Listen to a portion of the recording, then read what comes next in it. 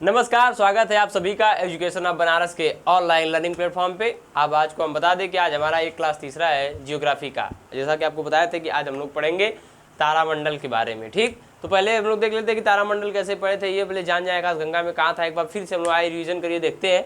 जैसे कि आपको बताया था पहले कि जैसे ये आकाशगंगा है, तारों के असंख्य समूहों को आकाशगंगा कहा जाता है। ठीक, एक सौ अरब आकाशगंगाएं मिलाकर 100 अरब आकाशगंगाएं मिलाकर के एक ब्रह्मांड की उत्पत्ति होती है और 100 अरब तारे मिलाकर के एक आकाशगंगा बनती है। ठीक, तो जैसे ये हमारी आकाशगंगा थी जिसका नाम था मंदाकिनी। क्या था? मंदाकिनी।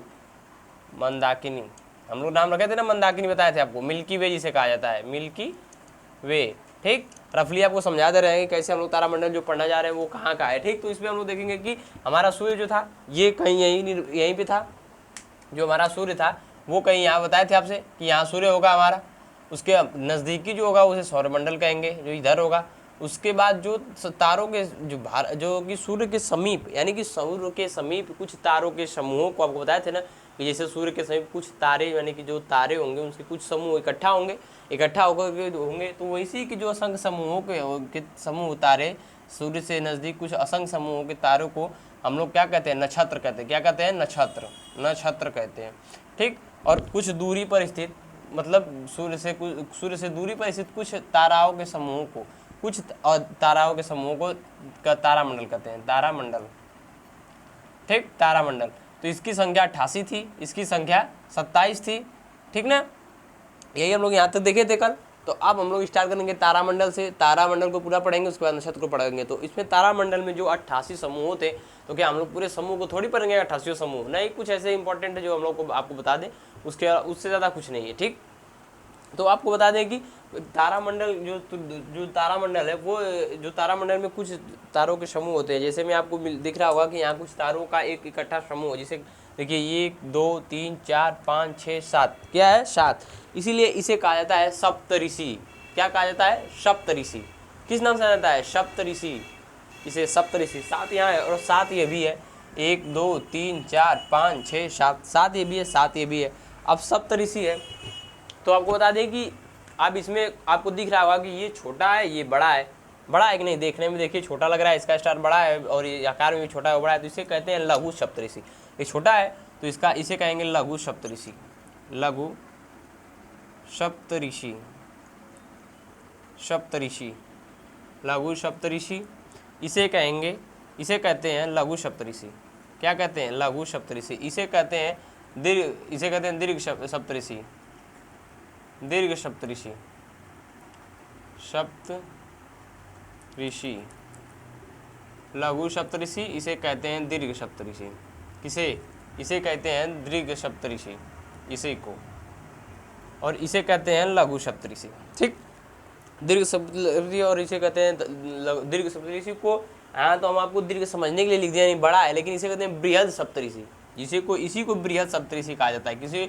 इसी को दीर्घ माने बड़ा, हम आपको बता देते हैं कि लघु माने होता है छोटा, दीर्घ माने होता है बड़ा, तो इसी को कहा जाता है बृहद सप्तऋषि। क्या कहते हैं? बृहद सप्तऋषि। बृहद सप्तऋषि। सप्तऋषि, बृहद सप्तऋषि कहा जाता है। बृहद सप्तऋषि।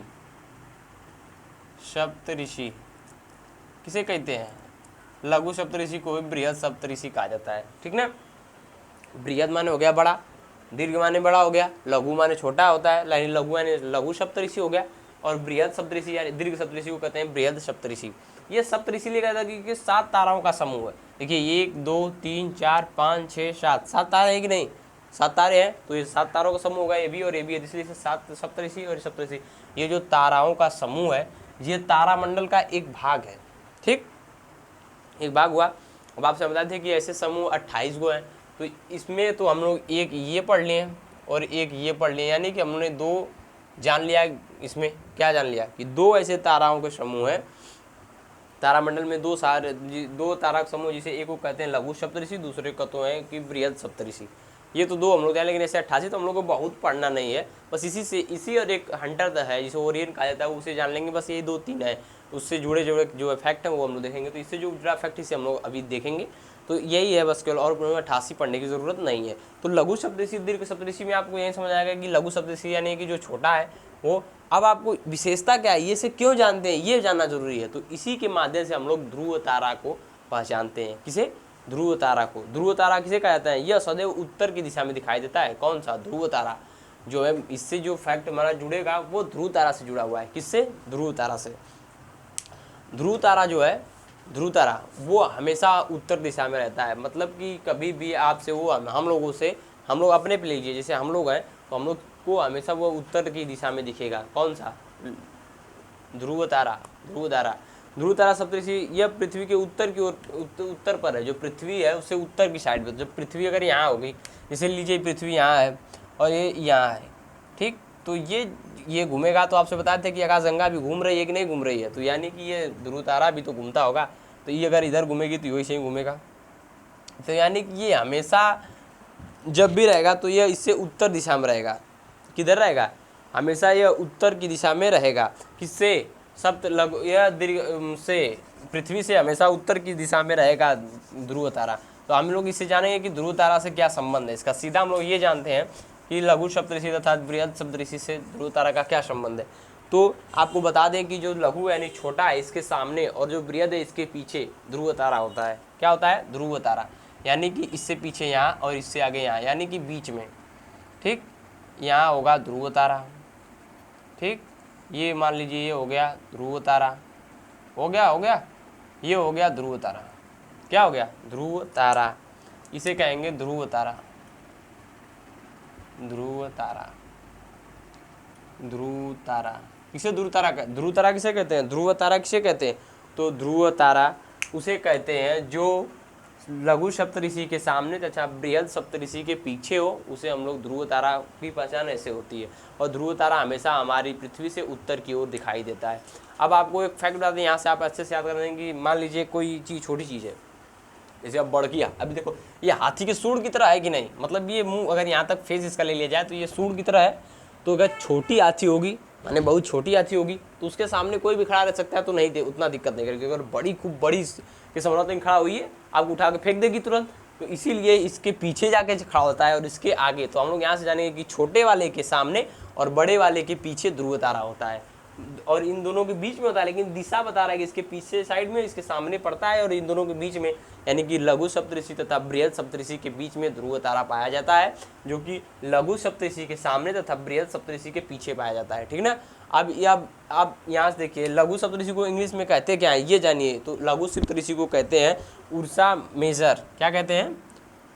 Ursa Major. क्या कहते हैं? अब यहाँ ये छूट रहा था, इंग्लिश में नहीं बताते तो फिर जो इंग्लिश में पढ़ते हैं उन लोगों को दिक्कत होती। ठीक, तो यहाँ से हम लोग देखेंगे कि उर्सा, लघु सप्तऋषि को देंगे उर्सा, क्या कहेंगे? Ursa minor. क्या कहेंगे? Ursa minor. तो हम लोग यहाँ से देखें कि उर्सा माइनर, उर्सा, ये उर्सा है, उर्सा मतलब होता है सप्तऋषि। लघु है तो माइनर हो गया। ठीक, लघु हो गया तो माइनर हो गया। ठीक ना? उर्सा माइनर, उर्सा माने होता है सप्तऋषि और माइनर हो गया ये। तो अब इसे क्या कहेंगे? अब एक्चुअली इसे बताओ, तो यहाँ हो जाएगा उर्सा मेजर। क्या? उर्सा मेजर हो गया, उर्सा मेजर। उर्सा मेजर इसे इसलिए कहेंगे क्योंकि उर्सा माने सप्तऋषि, बड़ा हो गया, मेजर उर्सा माने सप्तऋषि और मेजर माने बड़ा हो गया इसका, और उर्सा माइनर माने होता है छोटा। तो इसे कहते हैं इंग्लिश में लघु सप्तऋषि को उर्सा माइनर, और बृहद सप्तऋषि को कहते हैं उर्सा मेजर। क्या कहते हैं? Ursa Major. ठीक ना? ये याद रखना। अब आपको बता दें कि दीर्घवृत्त, आप यहाँ से देख लीजिए, जैसे कि ध्रुव तारा जो है वह लघु सप्तऋषि के सामने तथा बृहद सप्तऋषि के पीछे होता है। यह हमेशा हमारी पृथ्वी से उत्तर की ओर दिखाई देता है। ठीक ना? अब तारामंडल में कुछ और फैक्ट है जो कि इम्पोर्टेंट है, हम लोग वो भी देखेंगे। अब तो यहाँ ये क्लियर हुआ आपका, ये क्लियर हुआ लघु सप्तऋषि। अब इससे कुछ क्वेश्चन पूछ सकता है कि सप्तऋषियों की संख्या कितनी होती है? सप्तऋषि की संख्या कितनी है? अब कोई पूछ देगा कि हमारे तारामंडल में सप्तऋषियों की संख्या कितनी है, तो 2। लेकिन वही पूछ देगा कि सप्तऋषियों में ताराओं की संख्या कितनी है, तो कितना होगा? 7। 7 है कि नहीं? 1 2 3 4 5 6 7। सप्तऋषि, 7 ताराओं के समूह को सप्तऋषि कहेंगे। ठीक ना? तो 7 तारा है कि नहीं? देखो 1 2 3 4 5 6 7, 7 तारा हुआ। वैसे इसमें भी देख लीजिए 1 2 3 4 5 6 7, 7 है। जो हाथी की तरह, हाथी की छोटे हाथी के सामने रहेगा वो मतलब जो जिसके सामने ध्रुव तारा होगा वो होगा लघु सप्तऋषि, यानी छोटी हाथी होगी, और बड़ी हाथी के पीछे खड़ा रहेगा ध्रुव तारा यानी कि बृहद सप्तऋषि। ठीक ना, दो चीज हुआ, लघु सप्तऋषि के सामने ध्रुव तारा और बृहद सप्तऋषि के पीछे ध्रुव तारा, दोनों के बीच में पाया जाता है। और ये 7 ताराओं के समूह को सप्तऋषि कहते हैं। तो पूछ सकता है कि हमारे तारामंडल में कितने सप्तऋषि हैं, तो सप्तऋषि 2 हैं। और हमारे दो तारा, आपसे पूछ सकता है कि सप्तऋषि तारामंडल में तारामंडल की सप्तऋषीय तारामंडल में सप्तऋषीय तारा समूह में कितने तारों की संख्या, तो हो जाएगी 7। माने सप्तऋषि में ताराओं की संख्या 7 और सप्तऋषियों की संख्या 2। ठीक ना, सप्तऋषि की संख्या 2 और सप्तऋषि में ताराओं की संख्या 7। ठीक ना, अब ये न गड़बड़ा, और ये जो मेन है ध्रुव तारा, इससे ही मेन है। ठीक, यही मेन है क्या, ध्रुव तारा। ध्रुव तारा मेन है। ध्रुव तारा ऐसे आप ये याद रखेंगे कि हमेशा ये हमारी उत्तर की ओर दिखाई देता है। अब आपको यहाँ तो ये आप एक हल्का में ले लिए, बस ध्रुव तारा है तो उत्तर में दिखाई देता है, लेकिन आपको सच्चाई बता दे तो ध्रुव तारा उत्तर में है, हमेशा रहेगा। ये याद रखना कि वो जब भी रहेगा तो हमेशा उत्तर की दिशा में रहेगा। तो इससे एक क्वेश्चन बना था यूपीएससी 2017 के प्रीलिम्स में, ये क्वेश्चन बना था कि प्रीलिम्स में कि अगर एक व्यक्ति एक शांत रेगिस्तान में खड़ा है और वह खूब अंधेरी रात में, मतलब ठंडी खूब अंधेरी रात है, घनी अंधेरी रात है, और वहाँ वो खड़ा है खूब पूरे रेगिस्तान में, और उसका घर उसका घर जहाँ वो है उसे पता है कि हमारा घर जहाँ है, हम हैं यहाँ खड़े हैं। ये नहीं पता हम किस दिशा में खड़े हैं, पर ये जानता है कि ये जो जगह है उसे जान रहा था। वहाँ से मतलब आपको हम समझाएंगे, इतना बड़ा क्वेश्चन बना रहे हैं, क्योंकि क्वेश्चन तो बहुत आसान था, अब आपको हम समझाएंगे उत्तर ये सब बता रहे हैं। तो वहाँ खड़ा है, अपने जहाँ खड़ा है उससे उसका घर पूरब साइड में 5 किलोमीटर की दूरी पर खड़ा है उसका घर। ठीक, पूरब में 5 किलोमीटर है, लेकिन उसे ध्रुव तारा दिखाई दे रहा है। क्वेश्चन में दिया था कि उसे ध्रुव तारा दिखाई देता है, और वह एक ठंडे रेगिस्तान में खड़ा है, एक शांत रेगिस्तान में, और खूब अंधेरी रात में खड़ा है, उसे ध्रुव तारा दिखाई दे रहा है, लेकिन उसका घर उससे पूरब दिशा में 5 किलोमीटर दूरी पर है। तो वह कैसे जाएगा, ध्रुव तारा को अपने बगल में रख के, या ध्रुव तारा के सीधे में जाएगा, या ध्रुव तारा के पीछे जाएगा, या ध्रुव तारे को अपने बाईं ओर रख के चलेगा, या दाईं ओर रख के चलेगा। ठीक, 4 ऑप्शन हुआ, या तो ध्रुव तारा की दिशा में जाए, दूसरा को ऑप्शन दिया था कि या तो वह ध्रुव तारा को के विपरीत जाए, तीसरा दिया था या वह ध्रुव तारा को अपने दाईं ओर रख के चले, या ध्रुव तारा को बाईं ओर रख के चले। तो अगर ध्रुव तारा इस साइड है तो हम लोग इस साइड खड़े हैं, अब ध्रुव तारा इधर है, तो ध्रुव तारा अगर इधर है उत्तर, तो आपको पता है दक्षिण पश्चिम, दक्षिण तो इधर होगा, दक्षिण इधर होगा, तो हम अगर ध्रुव तारा की साइड अगर खड़े हैं तो दाहिना हमारा पूरब होगा। ठीक, और जो ये बायां है ये पश्चिम होगा, तो हम हमेशा घूमेंगे अगर इस साइड। तो अगर हम ऐसे घूमते हैं, अगर ऐसे हम लोग जाते हैं, तो हम जब भी ध्रुव तारा को अपनी बाईं तरफ रख कर चलेंगे ना, चलेंगे कि नहीं चलेंगे, ध्रुव तारा को बाईं तरफ रख के चलेंगे ना।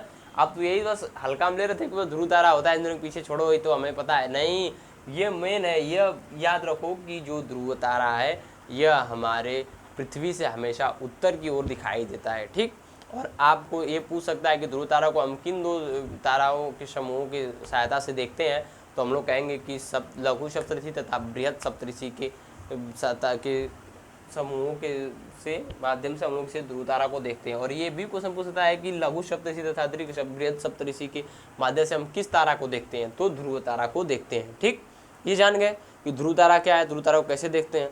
अब आपको बता दें कि सेंट्रो तथा हाइड्रो सबसे प्रमुख तारामंडल है। तारामंडल में समूह जो है, ये तो एक समूह हो गया, 2 समूह हो गया, तो ऐसे ही कुछ इंपॉर्टेंट है तारामंडल में। 2 प्रमुख हैं जो कि बहुत प्रमुख हैं, 2, उनके बारे में कुछ उतना नहीं, मतलब बहुत पूछ सकता है कि तारा, तो एक को कहते हैं, जैसे मतलब 2 तारा का समूह हो गया, उसे कहते हैं, एक को सेंट्रो कहते हैं, इसको हाइड्रो कहते हैं। एक को कहते हैं हाइड्रो, अरे कह रहे हाइड्रो, सेंट्रो, एक को कहते हैं सेंट्रो, एक को कहते हैं हाइड्रो। ठीक ना, देखो सेंट्रो का है और लिखे हैं सेंट्रो, और एक को कहते हैं हाइड्रा, एक को कहते हैं हाइड्रा। तो 2 ऐसे तारामंडल के हमारे 2 तारे समूह है हमारे तारामंडल के जो प्रमुख हैं, जिनका नाम है, एक को कहते हैं सेंट्रो, एक को कहते हैं हाइड्रो। ठीक, 2 चीज़ हो गया। उसके बाद है सबसे बड़ा तारामंडल कुछ होगा, इसमें तो जैसे सबसे बड़ा तारामंडल, मतलब तारामंडल नहीं, तारामंडल में समूह है तो कुछ ऐसा होगा बहुत ज़्यादा, उसमें बहुत ज़्यादा तारामंडल का समूह, तारों का समूह हो तो वो सबसे बड़ा तारामंडल का सबसे बड़ा तारामंडल समूह हो तो उसका नाम है, सबसे बड़ा वाले का नाम है हाइड्रा। इसी को कहते हैं हाइड्रा। जो ये हाइड्रा है ना, इसी को कहते हैं, किसको? हाइड्रा। जो हाइड्रा है ये सबसे बड़ा है। इसकी विशेषता क्या है? प्रमुख क्यों थे ये? इसकी विशेषता थी कि ये सबसे बड़ा था, सबसे बड़ा तारा समूह है, सबसे बड़ा तारा समूह,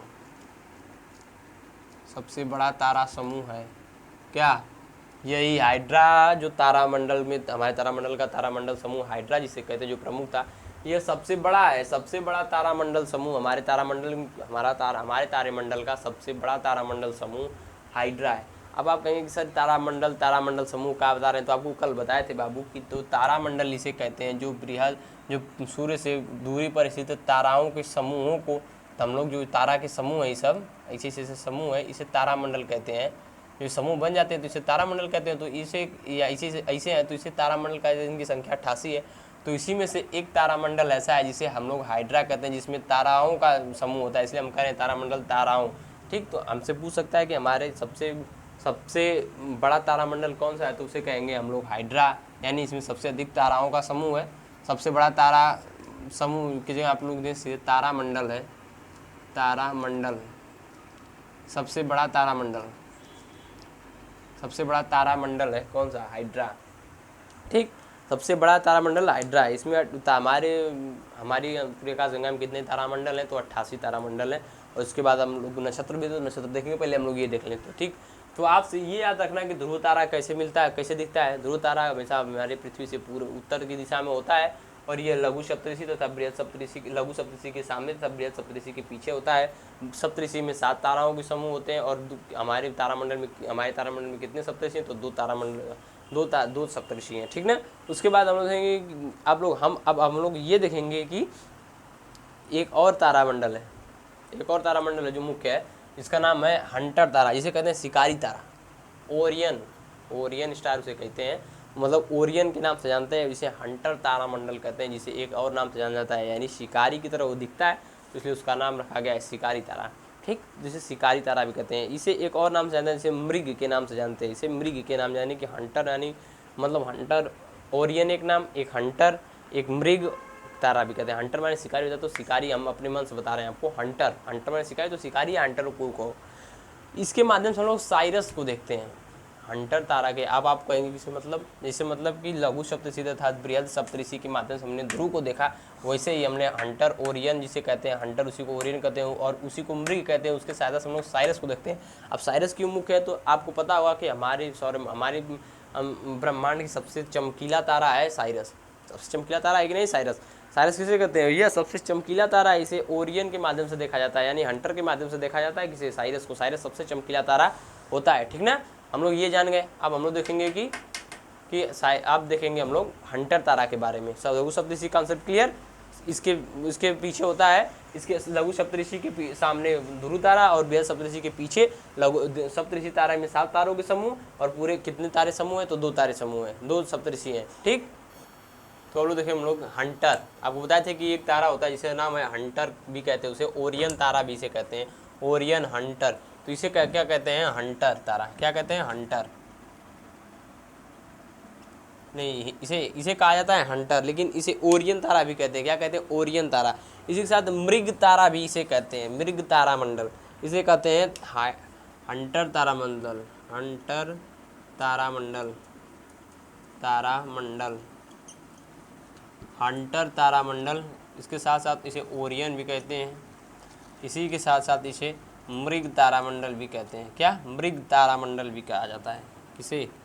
इसी को, ये जो है इसे हंटर तारामंडल तथा मृग तारामंडल या ओरियन तारामंडल भी कहते हैं। देखिए आपको ये मेन आकृति जो इसकी है, मेन आकृति जो यही है तारामंडल, 1 2 3 4 5 6 7, 1 2 3 4 5 6 7 7 2 7 3 8 7 3 10 तो ये दिया है। लेकिन इसी में ये कुछ तारे यहाँ हैं, कुछ तारा एक यहाँ है, एक यहाँ है, ठीक, एक यहाँ, एक यहाँ है, और एक यहाँ, एक यहाँ। तो इसे ज़बरदस्ती मतलब अपनी आकृति बनाने के लिए लोग बना देते हैं कि ये तारा इस तरह से गया, इससे जुड़ गया, जोड़ देते हैं लोग।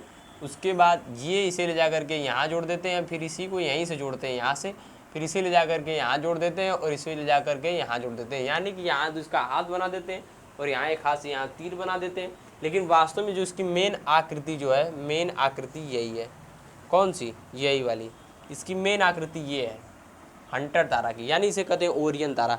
इसके माध्यम से हम लोग एक तारा को देखते हैं जिसका नाम है साइरस, यानी जिसे कहा जाता है सबसे चमकीला तारा, यानी कि डॉग स्टार, यानी साइरस इसे कहा जाता है। इसी के माध्यम से ये इसके मध्य के पीछे होता है, ये इसके मध्य के यहाँ पीछे होता है, यहाँ होता है साइरस। कौन सा तारा? साइरस। कौन सा तारा? साइरस। यहाँ से होता है साइरस, साइरस स्टार। इसे कहा, यहाँ होता है साइरस, जिसे कहा जाता है, हम लोग कहते हैं साइरस तारा। साइरस, साइरस, ठीक। सबसे चमकीला तारा साइरस। इसे हम लोग किसके माध्यम से देखते हैं? तो हंटर, यानी कि ओरियन तारा, जिसे मृग तारा भी कहा जाता है। हंटर माने होता है शिकारी, तो हम आपको बताते हैं शिकारी की तरह दिखाई नहीं देता, ये आकृति लोग बना देते हैं। तो इसकी मेन आकृति ये है, लेकिन इस तरह से ऐसे जोड़ के इसे हंटर यानी कि शिकारी तारा बना देते हैं लोग। कहते हैं कि ये शिकारी, कुछ वैज्ञानिक मानते हैं इसे कि ये शिकारी तारा भी इसे कहा जाता है, लेकिन इसे हंटर तारा कहा जाता है। तो आपसे सीधा क्वेश्चन पूछेगा कि साइरस को किस तारामंडल के माध्यम से देखा जाता है, तो हम लोग बताएंगे कि उसे हंटर तारामंडल के या फिर ओरियन तारामंडल के माध्यम से हम लोग किसे देखते हैं? तो साइरस तारा को देखते हैं। हंटर तारा यह शिकारी की तरह दिखाई देता है, इसे मृग तारा भी कहते हैं। और इसके बीच में इसके बीच से दक्षिण यानी कि साउथ में, हमेशा इसके पीछे दक्षिण, अब क्या कहेंगे आप? कहेंगे दक्षिण और पश्चिम में। आप कहेंगे कि सर ये क्या, जो नॉर्थ और डायरेक्शन हो, साउथ और डायरेक्शन होता है, ये तो इस तरह से होता है ना। इसलिए देखो, ये नॉर्थ हो गया, ये साउथ हो गया, ईस्ट हो गया, ये वेस्ट हो गया। तो ये जो स्थिति होगी, ये जो होगी, इसे क्या कहेंगे? वेस्ट ईस्ट से वेस्ट साउथ कहेंगे कि नहीं? यानी कि दक्षिण पश्चिम या पश्चिम दक्षिण कहेंगे। तो ये वही है कि नहीं है? देखो, ये ऐसे और इसके बीच में है, यानी इसके बीच में है, तो इसे कहेंगे कि नहीं? ईस्ट साउथ, वेस्ट और साउथ, यानी कि पश्चिम और दक्षिण। पश्चिम दक्षिण की दिशा में हमेशा हंटर तारा के पश्चिम और दक्षिण दिशा में पाया जाता है। कौन? साइरस तारा, जिसे हम लोग कहते हैं चमकीला तारा, इसे डॉग स्टार कहते हैं। बस इस तारामंडल में यही था। अब हम लोग पढ़ेंगे आगे नक्षत्र के बारे में, यानी कि तारामंडल खत्म हुआ। आपको बताया से, यहाँ तारामंडल पढ़ने के बाद हम लोग नक्षत्र पढ़ेंगे। तारामंडल में 2-3 चीज़ बहुत है जो आपको याद करने की ज़रूरत है। पहला, सबसे बड़ा तारामंडल कौन सा है? तो वो है हाइड्रा। सबसे बड़ा कौन सा है? तो हाइड्रा। 2 प्रमुख तारामंडल हैं इसमें, जैसे कौन से? एक हाइड्रा, एक सेंट्रो, ठीक। उसके बाद ध्रुव तारा किसके माध्यम से देखते हैं? तो सप्तऋषि। कौन से सप्तऋषि से? लघु सप्तऋषि तथा बृहद सप्तऋषि से। लघु सप्तऋषि के आगे ध्रुव तारा होता है तथा बृहद सप्तऋषि के पीछे ध्रुव तारा होता है। ध्रुव तारा हमारे पृथ्वी से हमेशा उत्तर की ओर दिखाई देता है। उसके बाद हम लोग आप देखेंगे हंटर तारा। हंटर तारा आपको बता दिए, और आपको बता दें ध्रुव तारा को एक और नाम से जाना जाता है, इसे कहते हैं पोलर स्टार। सॉरी, गलती हो गई, इंग्लिश में नहीं बता पाए हम। उसे पोलर स्टार भी कहा जाता है। क्या कहा जाता है? Polar star. अब उसे आपको PDF में अच्छे से मिलेगा। आप हमारे डिस्क्रिप्शन बॉक्स में जाइए, वहाँ टेलीग्राम चैनल है, हमारा टेलीग्राम चैनल का नाम दिया, वहाँ से आप हमें ज्वाइन करिए। वहाँ आपको पूरा PDF अच्छे से दिया हुआ है। यहाँ से घनिष्ठ मिलेगा आपको, लेकिन वहाँ अच्छे से आपको PDF देगा, यहाँ से आप नोट्स बनाएंगे। लेकिन हम जहाँ तक हमारी उम्मीद और हमारी पूरी कोशिश होगी कि हम अपने आपको इसी वीडियो में खूब अच्छे से याद करा सकें और अच्छे से पढ़ा सकें, ठीक। तो आपको बता दें कि ध्रुव तारा जो पोलर स्टार है वो हमारे सप्तऋषि यानी उर्सा मेजर और उर्सा माइनर के बीच में पाया जाता है, ठीक। तो आप कहेंगे उर्सा माइनर के सामने और उर्सा मेजर के पीछे पाया जाता है, ठीक ना। अब हम लोग देखेंगे यहाँ हंटर तारा देख लिए। हंटर तारा जिसे शिकारी तारा जैसे मृग तारा के नाम से भी जानते हैं। इसके दक्षिण और पश्चिम में एक तारा जिसे कहते हैं साइरस, जो कि हमारे ब्रह्मांड का यानी अंतरिक्ष का सबसे चमकीला तारा है, जिसे कहा जाता है साइरस, जिसे कहा जाता है इंग्लिश में डॉग स्टार, ठीक। अब यहाँ तक क्लियर हुआ। अब हम लोग देखेंगे कि क्या होता है नक्षत्र, क्या होता है नक्षत्र के बारे में हम लोग पढ़ेंगे। यहाँ तक क्लियर? कोई दिक्कत? अगर आपको कोई भी दिक्कत हो आप कमेंट बॉक्स में हमें भेजिए, हम उसे आपको देंगे। और आपको बता दें कि हमसे अगर कोई डायरेक्ट कोई क्वेश्चन पूछना है तो हमारे व्हाट्सअप नंबर है, उस पर आप डायरेक्ट उस पर मैसेज करिए, आपको तुरंत उसका सीधे आंसर दिया जाएगा। ये हमारा व्हाट्सअप नंबर है, लिख लीजिए 88 58 64 33 22। आप यहाँ से हमारे इस पर आपको मिलेगा जो 88 58 64 33 22। आपको इस पर लोगो लगा है एजुकेशन ऑफ बनारस, उसी का लोगो लगा होगा। आप यहाँ से डायरेक्ट हमसे क्वेश्चन पूछ सकते हैं, वो भले मैथ का हो, रीजनिंग का हो, जियोग्राफी का हो, हिस्ट्री का हो, पॉलिटी का हो, हिंदी का हो, किसी का भी हमारे चैनल का कोई भी क्वेश्चन अगर आपसे फंसता है तो हमसे इस पर पूछिए, आपको तो इसका हल मिलेगा, ठीक। तो हम लोग ये देखें कि हंटर तारा किसे कहते हैं, हंटर तारा कैसा होता है। आकृति में मेन इसकी आकृति यही है, ये तो बना देते हैं लोग जोड़ के, ठीक। तो हंटर तारा के पश्चिम और दक्षिण से मेन यही है कि साइरस तारा को किसके माध्यम से देखा जाता है, तो हंटर तारा के माध्यम से देखा जाता है, और ध्रुव तारा को बाहु सप्तऋषि तथा बृहत सप्तऋषि के माध्यम से देखा जाता है, ठीक ना। अब हम लोग देखेंगे नक्षत्र, नक्षत्र क्या है उसे देखेंगे, ठीक। नक्षत्र आपको बताया था कि तारामंडल पढ़ेंगे हम लोग, तो आज तारामंडल ये खत्म, अब हम लोग पढ़ेंगे नक्षत्र। नक्षत्र खत्म होने के बाद सौरमंडल, ठीक। तो अब हम लोग देखते हैं नक्षत्र। अब हम देखेंगे कि नक्षत्र देखेंगे कि आपको तारामंडल क्लियर हो गया। अब हम लोग आते हैं नक्षत्र में, ठीक। तो नक्षत्र किसे देते हैं, तो जो सूर्य के समीप तारों के समूह, यानी कि जो आकाशगंगा हमारी थी, जैसे यहाँ आकाशगंगा आपको बताए थे, आकाशगंगा ये है, ठीक, ये आकाशगंगा है। तो हमारा जो सूर्य होगा, जो हमारा सूर्य होगा, ये यहाँ सूर्य है, ठीक। तो ये जो ये है, ये नक्षत्र है। ये दूर पर जो ऐसे थे वो तारामंडल, तारामंडल पढ़ लिए, इसे कहेंगे नक्षत्र। नक्षत्र इसकी संख्या कितनी है, 27, इसे पढ़ेंगे हम लोग। तो नक्षत्र किसे कहते हैं ये जानेंगे। तो सूर्य के समीप तारों के समूहों को नक्षत्र कहते हैं, इसकी संख्या 27 होती है। हाँ ये ठीक है, लेकिन भारतीय वैज्ञानिकों ने, मतलब भारत के वैज्ञानिक ने, जो ज्योतिषों ने, भारतीय ज्योतिषों ने एक 28वें नक्षत्र जिसे वो लोग कहते हैं अभिजीत। क्या कहते हैं, अभिजीत। क्या कहते हैं, अभिजीत। 28वां जो नक्षत्र है, 28वें नक्षत्र को जिसे वो लोग नाम दिए अभिजीत। क्या कहते हैं उसे, उसे क्या कहते हैं, अभिजीत। उसे कहते हैं अभिजीत। एक अलग से नक्षत्र 28वें नक्षत्र जो भारत के ज्योतिष 28वें नक्षत्र की परिकल्पना की है, जिसका नाम दिए हैं अभिजीत। लेकिन वास्तव में नक्षत्र की संख्या 27 है भारतीय जो है, और नक्षत्र को पढ़ने से ही ज्योतिष बनते हैं। जो लोग ज्योतिष होते हैं वो बस यही 27 नक्षत्र के बारे में पढ़ लेते हैं, तो वे लोग ज्योतिष बन जाते हैं, ठीक। तो आप ज्योतिष कहेंगे कि जैसे ज्योतिष है, तो अब ये ज्योतिष छोड़िए, अब नक्षत्र पर देखिए। जैसे नक्षत्र यहाँ था, ये नक्षत्र है, ये नक्षत्र आपको बताया आपसे। तो जो ये सूर्य होगा, जैसे यहाँ मान लीजिए हमारा सन है, यही ना, सन हो गया, यानी कि सूर्य हो गया। सूर्य के बगल आपको बता दें, सूर्य के दूरी पर कुछ सबसे समीप नहीं, बस कुछ न समीप पर तारों के समूह, जैसे तारों का समूह घूमता होगा, यही ना। तो सूर्य अपना एक चक्कर कितने दिन में लगाता है, यानी कि 12 महीनों में लगाता है, 12 महीने में लगाता है।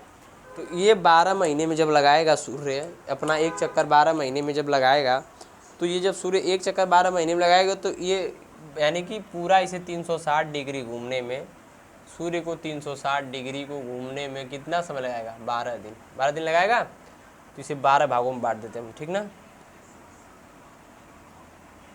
थोड़ा गड़बड़ है भाई, अब सर्किल है तो इसे खींच नहीं पाएंगे हम, ठीक।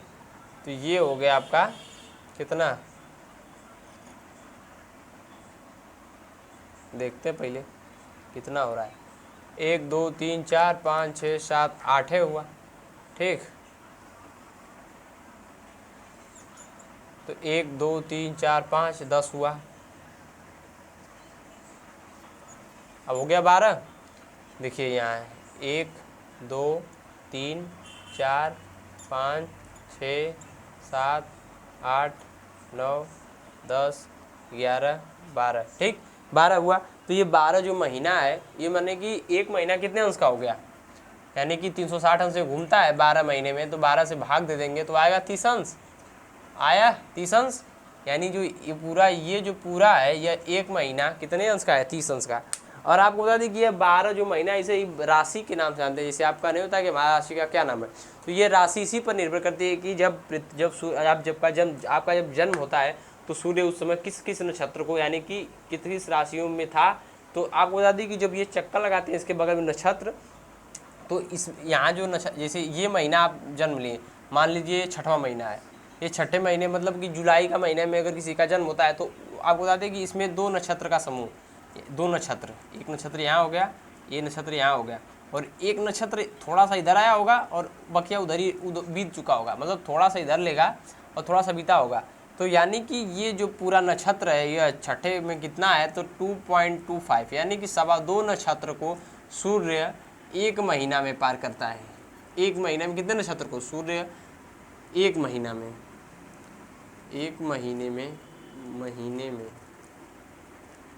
2.25 नक्षत्र जो सूर्य है वह एक महीने में 2.25 नक्षत्र को पार करता है, ठीक।